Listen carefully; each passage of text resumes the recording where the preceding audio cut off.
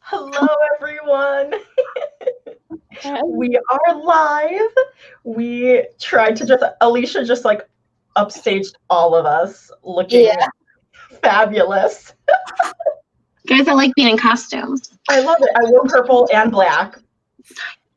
And actually black works, Vanessa, so. Let us know in the comments if you're here, and if you're watching the replay, let us know as well. This is going to be a little bit different of a discussion because Teresa is sick, so she's going to be in the comments. She couldn't make it for the video. And then Heather was working, got tied up at work, so she's not here. So it is just the three of us. We are going to hold down the fort. So I'm going to let my guests co-hosts introduce themselves. So Vanessa, do you want to start? Oh, sure. So I'm Vanessa Marie. I am a YA fantasy, paranormal, and horror writer. I also write nonfiction, and I guess you can find me at VanessaMarieBooks.com is my site, and I'm author Vanessa Marie on Instagram, and just Vanessa Marie here on YouTube. So. Very good. Well, I'm Alicia Grumley, and you can find me at writer Alicia Grumley on Insta. Don't have a YouTube, but I might be, maybe, Holly knows, maybe toying around with starting something. And I write YA fantasy, fairy tales, and I write poetry and self-care advocacy. So those are my kind of thoughts. Yay. So happy to have you guys. Let's see, Cameron's here. Alicia looks awesome. Yes. Thanks, Kim. Yeah. Scribbling Cat's here. Hi, Cat. Hello. Samantha's here. Hello. And nice crowns. Thank you. We love it. And I know mine is technically a tiara or a tiara, but I'm like, we're rolling with it. They're all the same. I actually borrowed mine from Annie Sullivan, who just released her second, well, it's her third book, but it's her second in a series. The duology is Curse of Gold, came out last week. And Annie Sullivan has a great crown collection, and I borrowed it. Nice. I should have recognized it. You should have, because, you know, she has them. They just hang out. Awesome. Yeah, I was telling Vanessa beforehand, I'm like, this is my nice, and I was like, oh crap, I have my headphones. I don't have time to switch them out. So I'm like, we're going to roll with it together. And this, maybe like this is Liz and this is Max. So like it works out. There you go. I like it. But this was from Target. So I was like, where can I find something? Anyways, if you guys don't know, we are discussing this book, You Should See Me in a Crown by Leah Johnson. Which is why we have our crowns on. And so always the first question that we like to ask is, what are your like general overall thoughts of the book?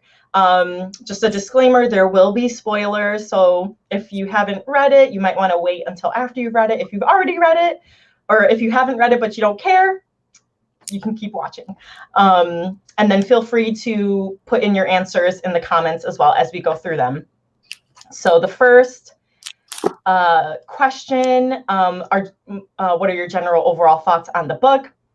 I thought it was amazing. I actually had went on to Leah, I hope it's Leah and not Leah, but Leah Johnson's Twitter afterwards. And she was saying that she wanted to come out with a book about Black queer girls that isn't revolving around like trauma or pain. So she kind of wanted more of like an uplifting story for these girls. And so I really felt like that, you know, that's the story that she brought. And it wasn't like, it was not necessarily like a coming out story, like not like the main focus, but a lot of stories are like that. And so it was kind of nice that that wasn't like the main focus. I loved all of the own voices aspects, with Liz being bi or queer, having anxiety, you know, addressing intersectionality, the sickle cell anemia awareness, just a lot of things, and other things I want to go into later, but I want to get the other girls' thoughts. And I know there are some differing opinions here, so I knew that this would be very juicy. And I'm like, I'll have to be the mediator here. All right, go ahead then, Vanessa. Really quick, Teresa's here. Hey, Teresa. Hey, Teresa. We love you. I miss you. How are you feeling? We hope you're feeling better. Yes. Thank you. All right. Go ahead, Vanessa. Okay. Okay, so I guess I am the odd person out with unpopular opinion. I did not like it as much as I hoped I would. And I think part of that is just it's not the typical book I pick up. I am not a contemporary romance fan. So, but I was like, well, maybe this one might not be so bad. It's I thought it was okay. I do like what the author was trying to do, and I think that's super important. You know, especially like you said, having those stories about Black queer girls that are not surrounding trauma and pain. I think that's good. That's important. And so I liked what she was trying to do. And so let me pull up some of my notes. And I'll kind of go into and start what I did like about it. So, like I said, I liked the message she was trying to portray with it. And I thought the romance was pretty cute. I liked the romance. And I liked that they did have a male-female friendship with Jordan and Liz. I'm forgetting her name now. You got so many nicknames. With Jordan and Liz, I liked that they had that male-female friendship because you don't see that much, especially in the YA. It's like usually a romance going on between the two main male-female characters. So that was a good change. And then I also liked there were some funny lines in here. There were funny moments that made me laugh. So I did like that. I appreciated that. And yeah. So those are kind of my pros. I don't know. Start with the good. Yeah. So do you want me to get into the cons?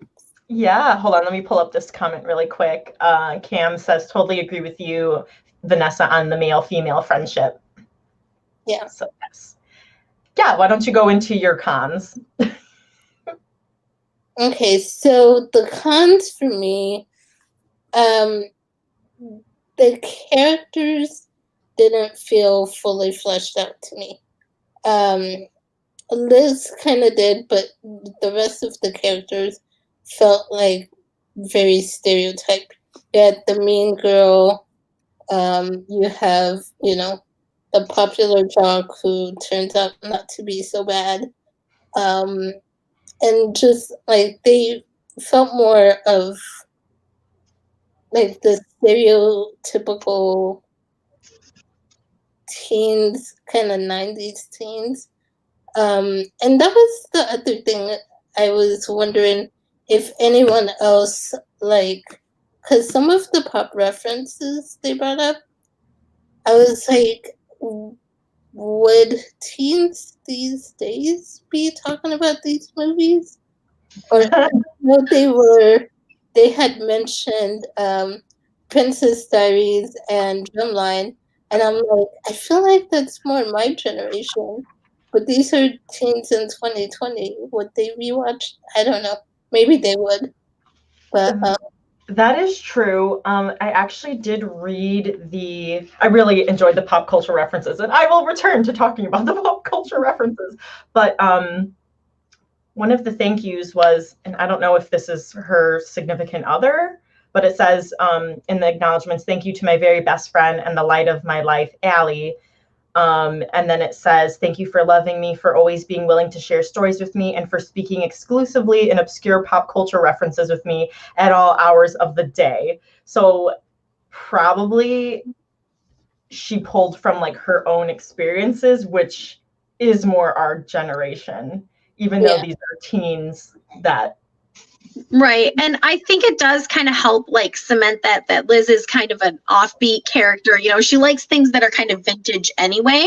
And not that like our generation is necessarily vintage, but for like kids that are living today and their modern stuff and they're focusing on that, I think it really helped cement Liz kind of as like outside of that like norm. Mm-hmm. So I was gonna say, yeah. Right. And Kat said, I wondered about that too. What teen today would refer to Molly Ringwald? But yeah, maybe that just shows her quirkiness and how she didn't feel like she was. I mean, yeah, she was always focused on what Jody did. So, right. You know, Right. I kind of agree with that a little bit in terms of just like Rachel being the prom bot, or the pom bot rather, because she was like the cheerleader robot. And so I did kind of notice that. I'm like, well, she's that stereotypical mean girl cheerleader, and not all cheerleaders are like that. But I kind of brushed past it because I was like, you know, well, some cheerleaders are mean. And also I know a lot of like Black authors and Black readers are saying this. So I don't know if you feel this way, Vanessa, but a lot of people say like, let us have our tropes because we never got to see ourselves in them. So I don't know how you feel about that. I mean, I get the, you know, the mean girl aspect and stuff. And yeah, there are mean cheerleaders as well. But I guess I just wanted them to have a bit more to their story, a bit more depth. So, like, if we knew why, maybe if we were able to find out, like, why she was being this way, because no one's just mean because they're mean. Mm-hmm. You know, they're usually hurt, they're angry, there's something going on with them, and they're reacting. And so if we could have gotten a little bit of that, kind of like what we got with her friend, her best friend, Gabby, and how we found out, you know, Gabby was feeling insecure and worried about losing Liz as her best friend. And that's kind of why she brought this wedge between her and Jordan. And so we kind of understood her character a little bit more. And I think if we gotten some of that for, was it Rachel was her name? Yeah, Rachel, yeah. I think if we gotten something like that for Rachel, it might have helped a bit more. Makes sense. The other thing, and this is probably just a pet peeve of mine, but it pissed me off so much. But the whole mystery secret surrounding Jordan's girlfriend, I'm like, don't give me this juicy secret and then not tell me what it is. I wanted to know by the end. I was hoping by the end of the story, when we got to the end, we would find out what actually happened with this girlfriend, why she was gone for so long. And, you know, we get speculations from Rachel, but she's not a reliable character we can trust. So I'm like, I really want to know what was the secret? Why bring it up if you're not going to tell us? Yeah, I didn't know why that subplot was there, but I'm like, if there's a sequel or something, maybe that would open it up for more, discovery of what happened, but I didn't really know why that was there. So, oh, let me see. Ava just came here. Look at those crowns. Hey, thank you. And Kat said, I don't mind Rachel being a trope, as most others weren't your typical jocks and cheerleaders. That's true. Yes. And I kind of agree with Kat on that. Okay, so I'm the polar opposite of Vanessa. This is in running to be one of my favorite books of the year that I've read so far this year. I loved it. I thought the voice was clear from the get-go. I felt like I knew who Liz was from the get-go. I loved all the 90s references because I'm a 90s kid. And I was like, this is like my life. This is great. Like and it is set in Indianapolis. She's an Indianapolis author. So like getting to see some of those parts, just like Holly was saying with Tristan Strong being in Chicago, I really thought like some of that really grounded it well for me. And I don't mind Rachel, like Kat was saying, I don't mind Rachel being a trope either because it's written in first person. So yeah, we're likely to get Gabby's side because Gabby's her best friend and like they're going to have that conversation. But like a typical teenager isn't going to like sit there and be like, so tell me, why are you so mean to me? You know, like I didn't have like any trouble with that. Like I would really like to get to the bottom of your angst so we can figure this out and be friends together. And, you know, like, because it's not Rachel's story. And so, I didn't have a problem with that. I really enjoyed the book. I read it super quickly. I read it probably in like 2 days, Holly? Does that sound right? Yeah, you got it and read it and finished it before me, and I'm like, what? Yeah, and I started it late too. I didn't start it till like midway through the month. But I really, really enjoyed it. I just really liked the pace, I think, for Liz's like voice, and like she was super clear, and yeah, she was fleshed out, but like it also didn't feel unrealistic to me either. You know, like she's in this, like, I'm trying to figure it out and I'm trying to like live my dreams and like go away from my brother. Now, I thought her brother was a little bit younger than he was, even though he was like often at the school with her. I just thought he was a little bit younger than he was just because of like how sick he was. So he was what, like 14-ish? Does that sound right? He was almost 16. So he was almost 16, but I thought he was probably closer to 14. Me too. And that was just like, you know, so like when it was like, oh, he's 6. Okay. Like, so, you know, like that just kind of, but at the same time, like I remember my brothers being, you know, kind of, you know, flaky and all of that at 16, and they didn't have chronic health concerns. So I was able to get into that as well. But I really, I just really enjoyed it. It was light reading for me, but I felt like relevant light reading. And I also don't normally pick up contemporary stuff. So I was like, oh, okay, this could go anyway. I don't know how this is gonna go, but I think just like her voice was so crystal clear to me from the get-go that it really helped me be invested in it quickly.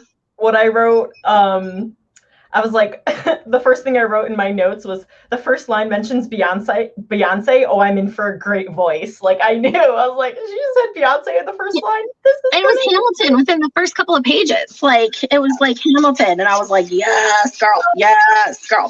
Like, cultural references where I was like, yes, I'm here for this. Avatar: The Last Airbender, Riverdale, MasterChef, Hunger Games, Stranger Things. I was like, give me all of this, all of the yes.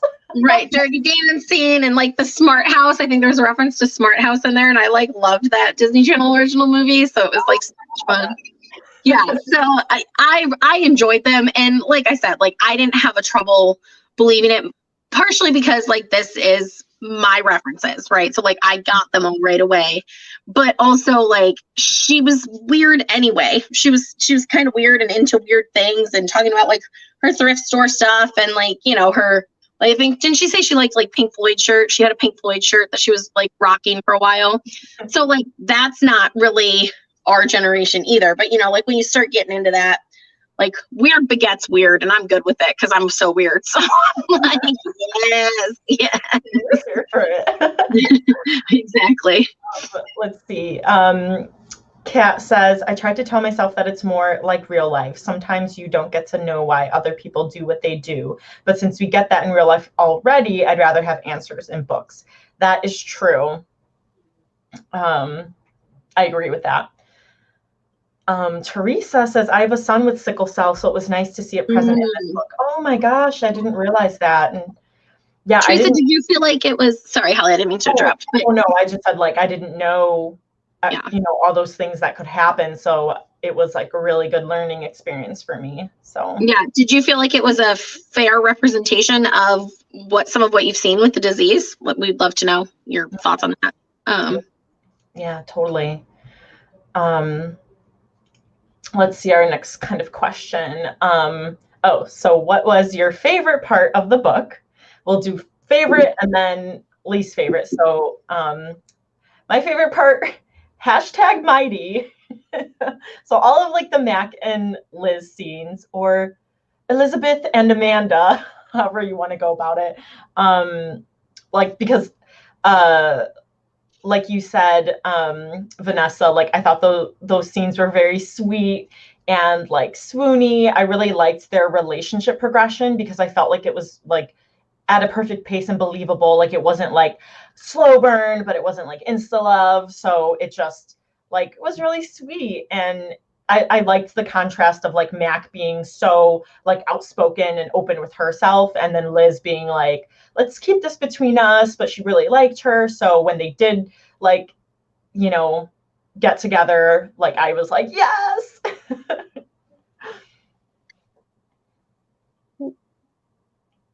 You can go, Vanessa.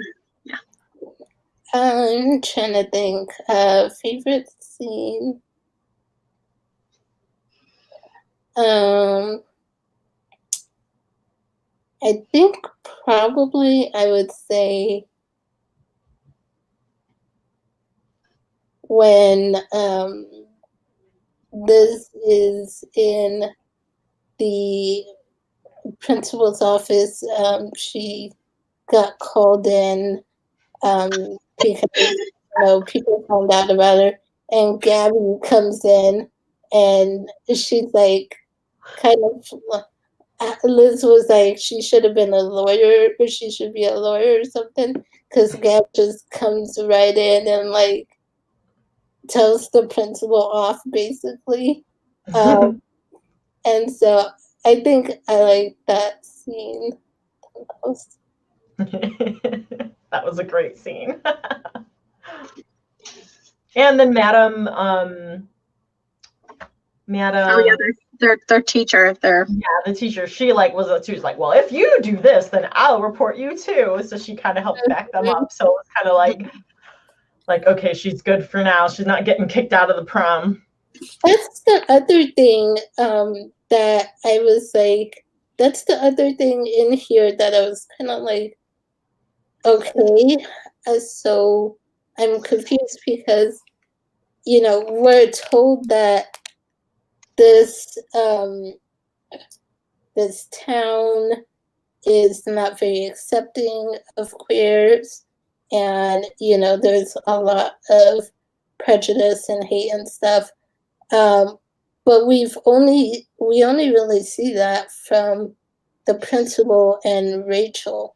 Like it seemed like everyone else was cool with Liz and kind of supported her. Even Rachel's friends, her two best friends, stood up for Liz, stood up against Rachel for Liz. And I was like, okay, so it seemed like a lot of people are accepting. There's two characters that we've seen that are, being hateful. So I don't know, it just didn't make all that sense to me. I thought there would be more opposition against Liz, Liz and Mac. Mm-hmm. So maybe it could have been shown more than told or something. Probably, yeah. Alicia, what parts were your favorite? So I loved when Quinn was standing up to Rachel, like Quinn, when you see her like getting a little bit more fleshed out and not just being a pamba and like, you know, like, no, we're not talking to people like this. We're not doing this, you know, and like, I thought we had already had this discussion, and it's not just she stands up for her once, you know, and I was kind of worried that she was going to be also kind of mean girl. So it was very refreshing to me to see Quinn not mean girl it at all. I mean, like, no, like, we're glad that you're here and we want you here. And, you know, so I felt very refreshed by that. I also really loved Liz and Jordan's friendship as it kind of got back in, because he was a little sassy and like, I liked how he was so accepting of her from the get-go, and like how like with the Powder Puff football game, how he like saw Matt come in and he was like, oh, like he kind of gave her that look, and he was like, oh, well, you take care of her, I'm out, and like just like a good wingman. So the relationships, I think the relationships were portrayed pretty well throughout. Yeah. The least favorite part was also a relationship though, and it was anytime Gabby was doing racist things or was not being as supportive as I wanted her to be. And I was like telling my best friend, I'm like, I don't know, I hope they kind of reconcile. I hope they're at a reconciliation point. And she's like, you would vote for that. I'm like, I do. Aren't you lucky? I would. She goes, yes, I am. But so I just was always like really upset with Gabby after everything that they had been through, and like, but that she was just treating Liz in a way, like there was that line that said like, where Liz like kind of confronted her and told her, you know, for years you've been making me feel like being me is like the worst thing and nobody should be making me feel like that. And I was like, so I was like hoping for reconciliation, but I didn't want it to be like easy, you know what I mean? So like, right. So yeah, I think that Gabby went in and like, and then like Jordan, you know, brought Gabby too and was like, you know, like, this is your friend. You need her. Go talk to your friend. And so I thought that was really nice and well done. I did think, I kind of wish that part, with Gabby and Liz, them reconciling, I kind of wish we had more time to see, like, it took more time to see that, because it felt pretty quick. Like, you know, it's when Liz finds out what Gabby did and driving the wedge between her and Jordan, and then realizing that all these years of her insecurity, all these years of her feeling like she isn't good enough was because of what Gabby did. And then, you know, I thought it would take them a bit more time to kind of come to a resolution, come together. And it seemed to happen.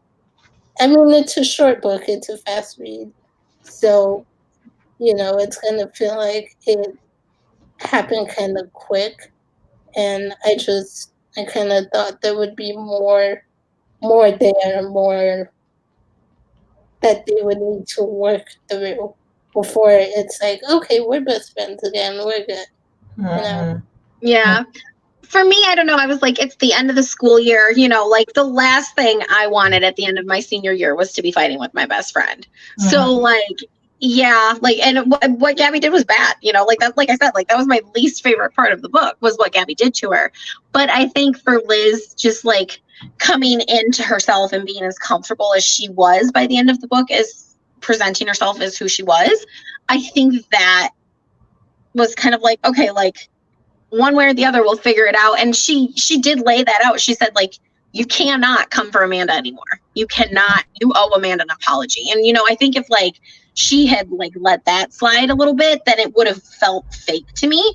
But because they do have the history and, you know, like she said, like Gabby's the one that's got me through my mom's death. And like, I get that, you know, like there are people who I'm more lenient with, shall we say, in my life and in my own personal relationships because of that history. So yeah, like I would kind of like to have maybe seen more that they had worked through too, but I think at the same time, like Liz said what she needed to say and she didn't need to dwell on it. You know what I mean? She was like, we're here with my brother. What's his name? Robert? Is it Robert?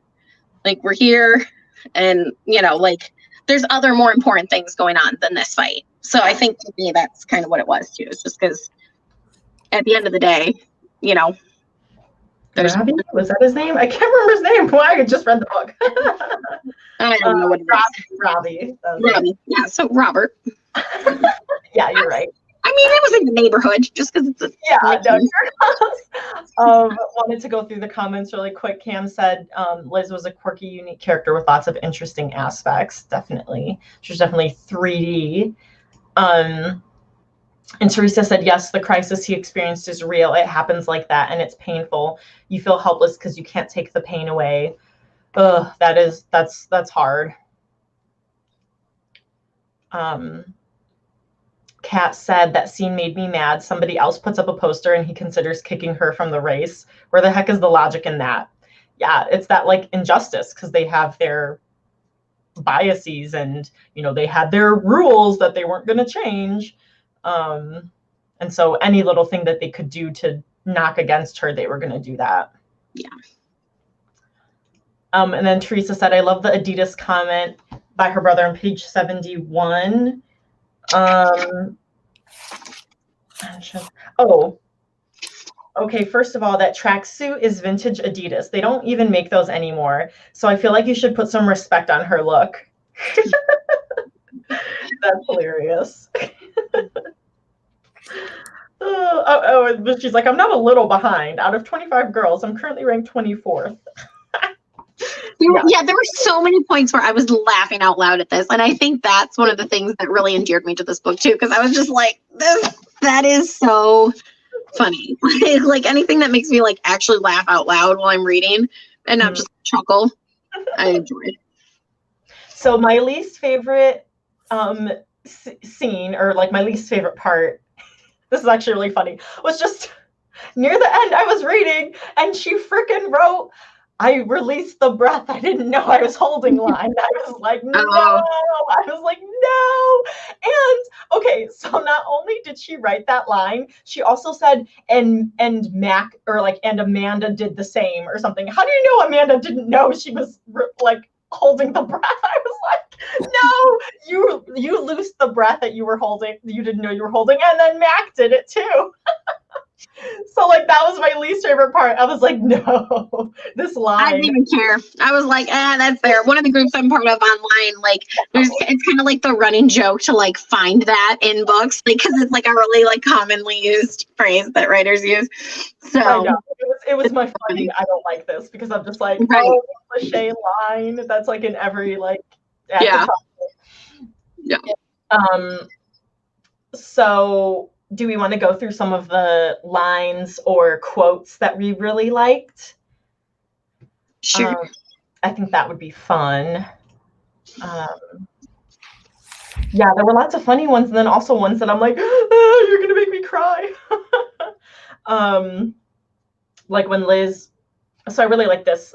Liz said the thing about anxiety is that it looks different for everyone, and I really liked that because that's true.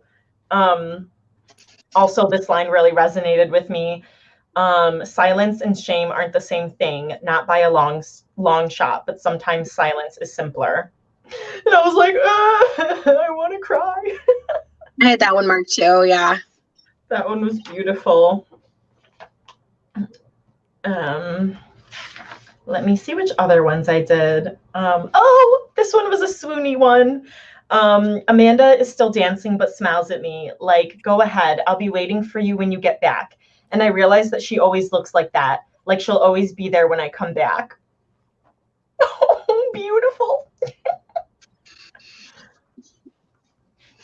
I don't know where my notebook is that I wrote down all my favorite quotes in right now, so I'm just like, I don't remember, but it's okay.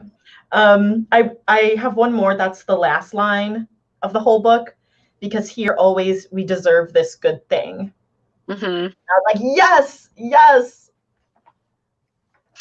I do remember that when Mac and Liz were talking about how they both had lost moms, she said something about she's part of the Dead Moms Club too. And like, as someone who has lost my mom, like it sounds morbid, but like that is something that like I kind of call it. And it's like one of my friends wrote an article a few years back about like how this is the club that no one wants to be a part of, and the dues are way too steep, and we all join it eventually. And so like it's the Dead Moms Club. So like it kind of like made me laugh, but also like be like, hey girl, like, you know, like, and that's probably part of why I like Liz so much too, because we share that thing, you know, we share that commonality.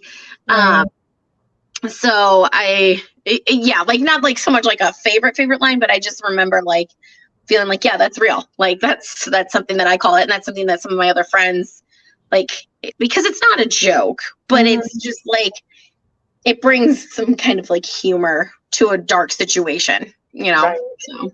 Right. Yeah, I totally get that. Yeah. I'm like, for her to be like, oh yeah, like, you know, like my mom and I get like, it's the same kind of thing, you know? So I like that they could relate to each other in that way too. Yeah. Looks like Teresa has a powerful statement, 235.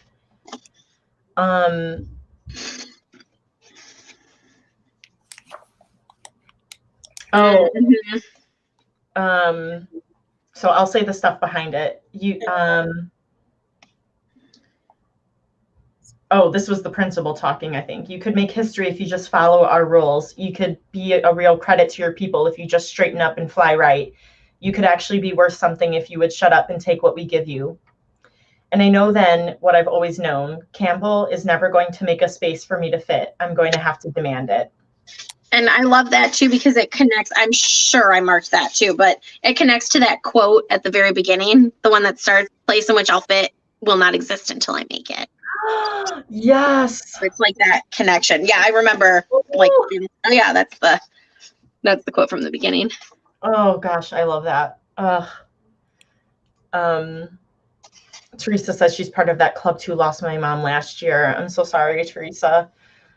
That's really hard. I lost my dad when I was 13, so I don't know about losing my mom. Don't want to think about that. So, but I know how it is to lose a parent, and yeah, it's never easy. I think the humor that I find in mine is that, like, because my dad passed when he was 54, I believe. And so like right now, if he were still alive, he'd be like 75 or so. I always joke, I'm like, Dad, if you were still alive, you would be an old man. You would be so old. So that's kind of where I find my little bit of humor, that I would just say, like, you'd be a really old man right now. Kat says, similar to the breath she didn't know she was holding was the wiping at a tear I don't remember crying. That made me go, too. Yes, I remember that. Because that line wasn't too far after the breath. Right. And when I read that, I was like, I've never read a line like that before. I just was kind of confused by it. But I knew where she was getting at, but I was like, that made me stop and go like, I've never read a sentence like that before. Kat, did you like the book, Scribbling Cat? Did you like the book or did you not? I don't know if I caught you had said in a comment earlier. So let us know, because I would love to know. I know I cannot be the only one who loved it. I loved it. I gave it 5 stars. Yes. Oh yeah. I gave it 5 stars. I loved it. Yeah. I know there's a lot of people who did love it. Yeah. And I so even though I do read a lot of fantasy, I also need breaks from fantasy a lot. And so I do read a lot of contemporary romance. So this is like totally up my alley. Like I'm like, oh yeah, like this is great.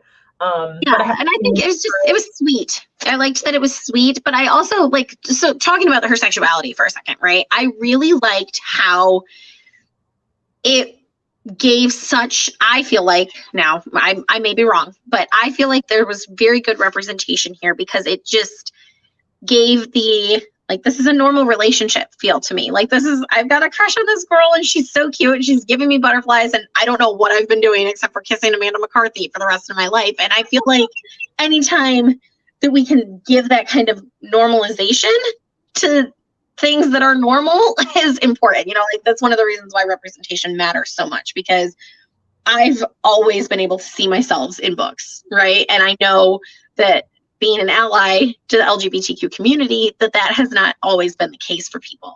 And so I like even recommended this to my like high school teacher, my high school English teacher, as like someone who I'm still good friends with, and she's like a mentor in my life. And I said like, hey, what are you guys reading right now? Like, this is a good title to have in your repertoire to recommend to someone, because it hits that intersectionality, because it does express a really good, like just normal. I felt like it was a very normal teenage relationship, you know, and like going to this concert and, you know, just like all of that stuff. So I really liked that aspect of it.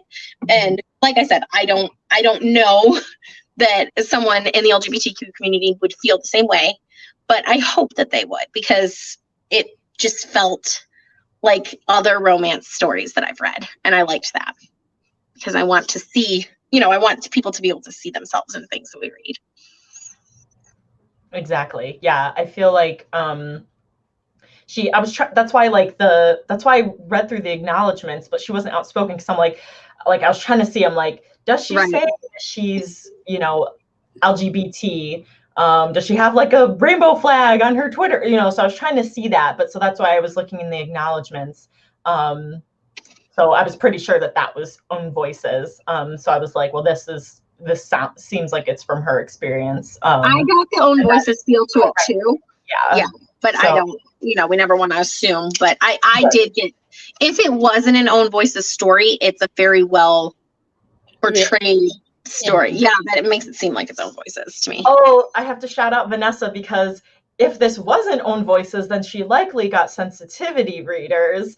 And Vanessa just came out with a video on her YouTube channel for diversity readers and sensitivity readers. So you should go over to her channel, because I watched it this morning and it was really good. She also has her own services. So everybody needs to see that. Yeah. I also have, you know, in case anyone is looking for a sensitivity diversity reader, and I'm not exactly the right fit, I do have a directory on my site with other readers who fall into different categories. That's great. Yes, that's super awesome. I forgot. I also clicked on that link. I'm like, oh, there's so many people. This is awesome. So thanks for sharing that with everyone. Kat said, overall, yes, her voice was great. I like the message and most characters, but I'm nitpicky. That's fair. And I like that her orientation is only part of her story, not the sole focus. And I think that's what a lot of the LGBTQ community want nowadays. So right. Well, like, yeah, because it's representation, you know, like that's part of who they are, but that's not the only facet that matters. Exactly.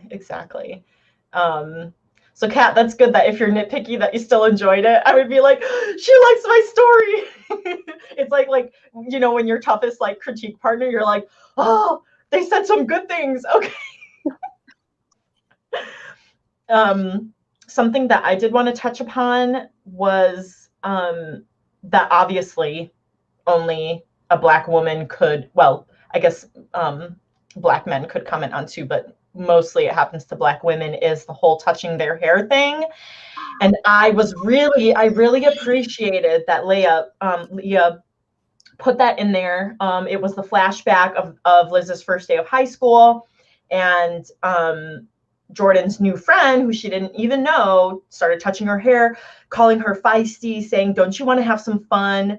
And then Jordan's like, I don't even know her. And then she just went to the bathroom stall crying. I couldn't put a name to it, but I felt ashamed in a way I never had before. I was suddenly embarrassed about everything that made me me. So then she started like wearing her hair slicked back, quieter colors so she didn't stand out.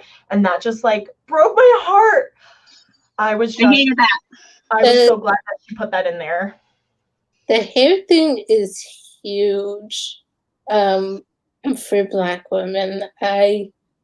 Most of my life, I had relaxed my hair, so basically making it straight.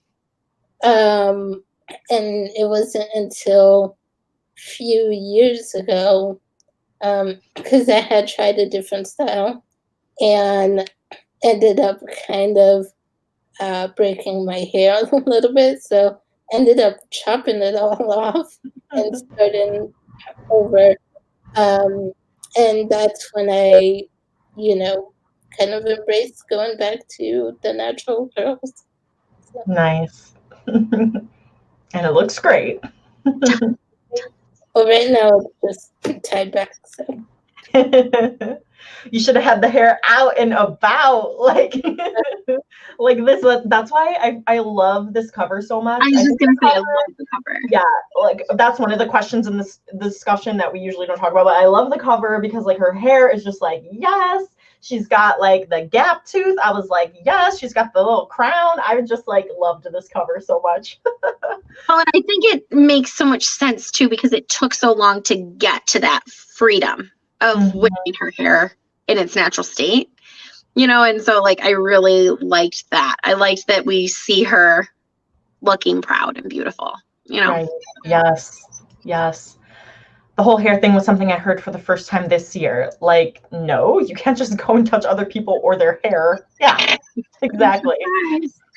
You would think that was common sense. You would think, right? Yeah. But people do things like, that are very like, you're like, you just shouldn't do this. Don't you have like common sense? Like asking someone if they're pregnant and they just have some extra weight. It's like, you don't do that. I remember in high school, like these boys in my church, they would like pat my head like I was like a dog. And I was like, I'm not a dog. And like, because they're like, oh, good. And I was like, I am not a dog. So it's like, yeah, people do things and you're like, no. I would have gotten in big trouble because I would have punched them in the mouth. I don't like people touching me or other people without permission. Like, I think everybody, maybe nobody knows this, but I'm a full-time nanny. So I teach like consent early and often. And it's like, if somebody's not having fun, you have to stop. And like, one of my phrases that I use with the kids is like, I'm in charge of this body and what happens to it and how it's treated. And like, I would have gotten in trouble if somebody had touched my head like that because I would have punched them in the mouth. Like, no doubt. And still to this day, like, make no mistake. Like, that's not just like 16-year-old, 10 year ago, 15-year-old me. No. Like, if you do that, I'm going to punch you still. So like, I have a problem with that. So I wanted to go back to this really quick because like how you guys were saying how strong, like how you liked Jordan and Liz's friendship. I was confused the whole time wondering if they liked each other.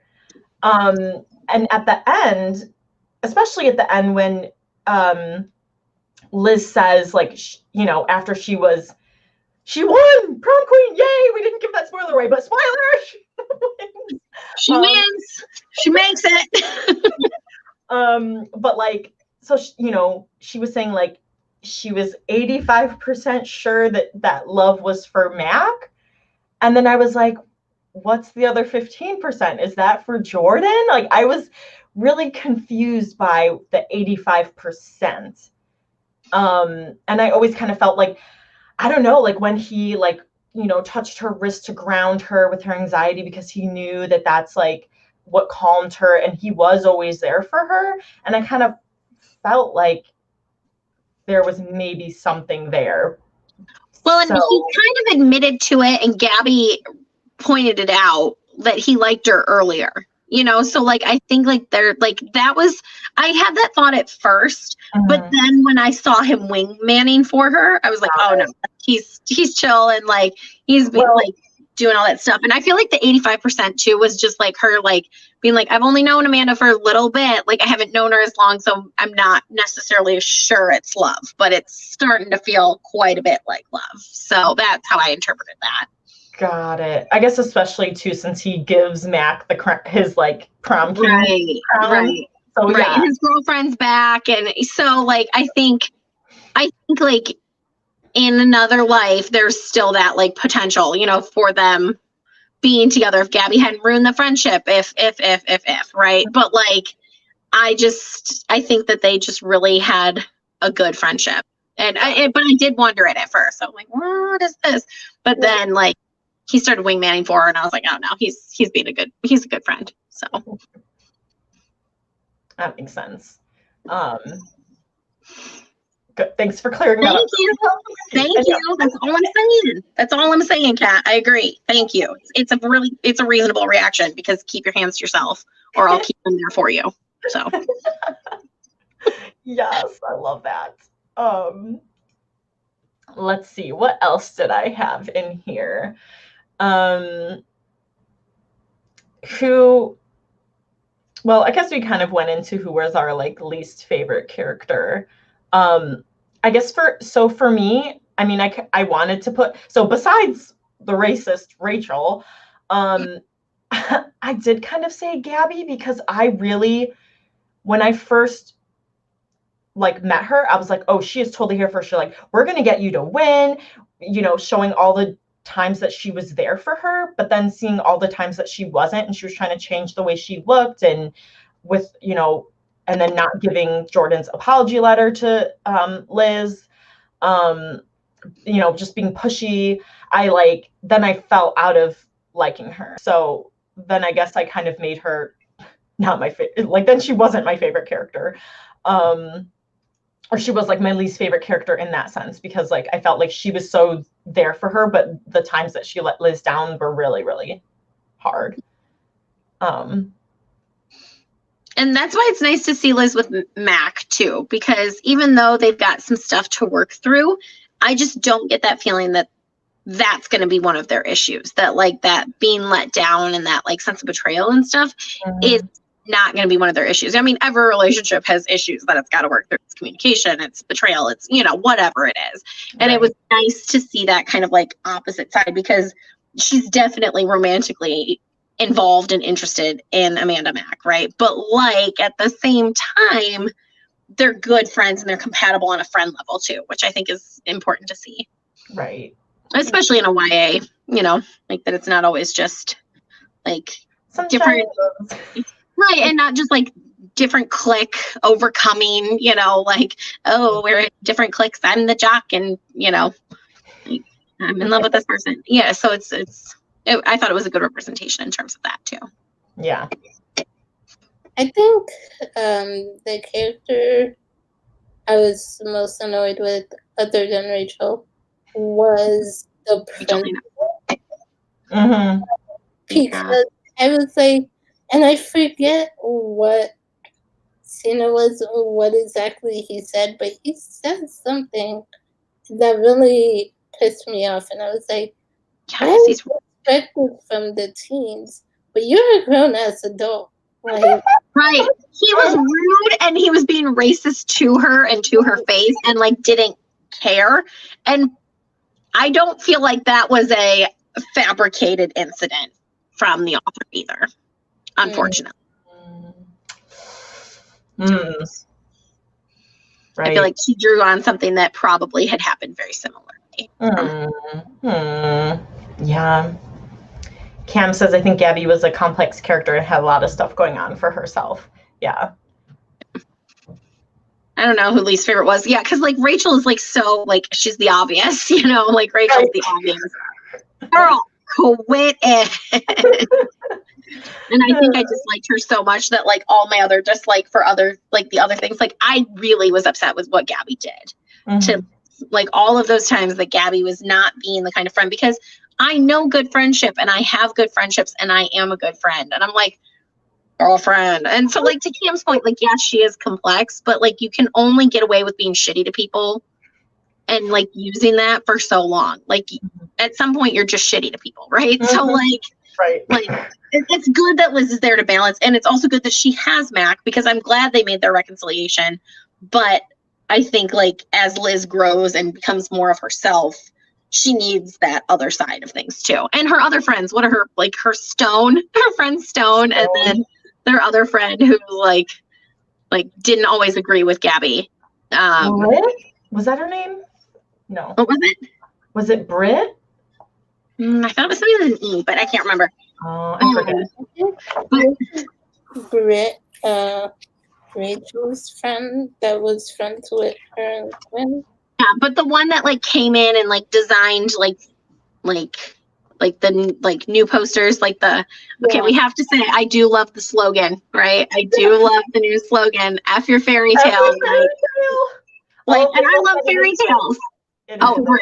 Yeah, like I love fairy tales, right? I do. I write them, but I just loved somebody taking that back because, like that normalcy of like that high school, like royalty, that wasn't who I was as high schooler either. So I just loved knowing that somebody is like, F your fairy tale, like, yeah.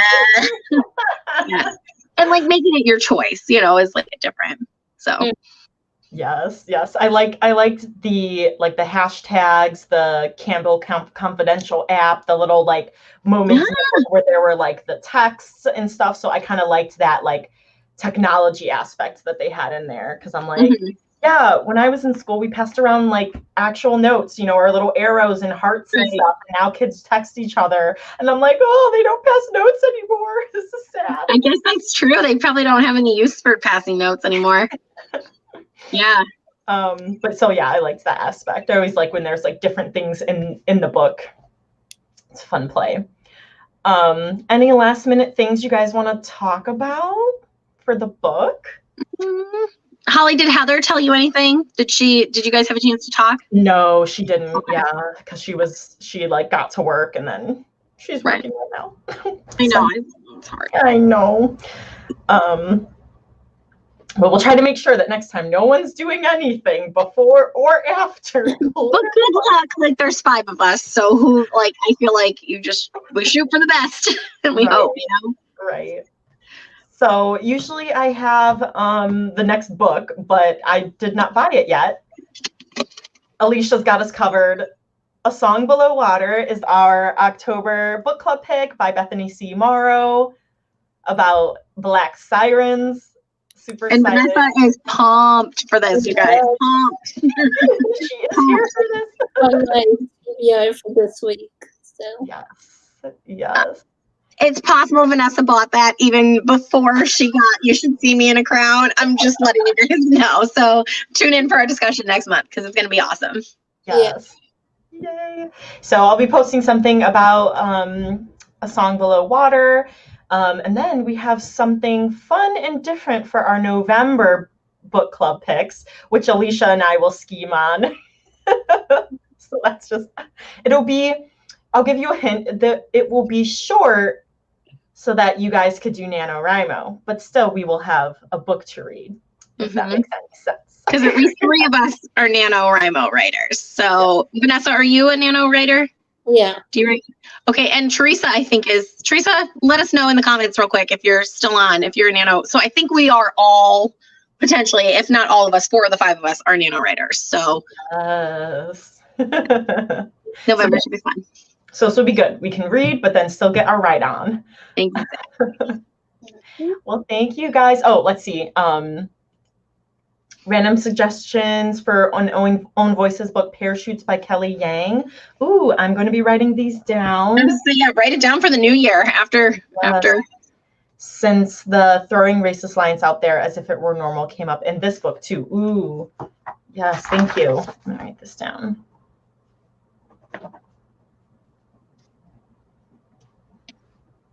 Kelly Yang. Thank you, Kat, for the recommendation. Teresa might try Nano this year. Okay, so yeah, come to the dark side. One of us. Yes, exactly. So yeah, there's at least 4 of the 5 of us are Nano writers, and potentially the 5th one. Okay, you guys, thank you so much for joining us, and we will see you next month. Or at the end of the month. Bye.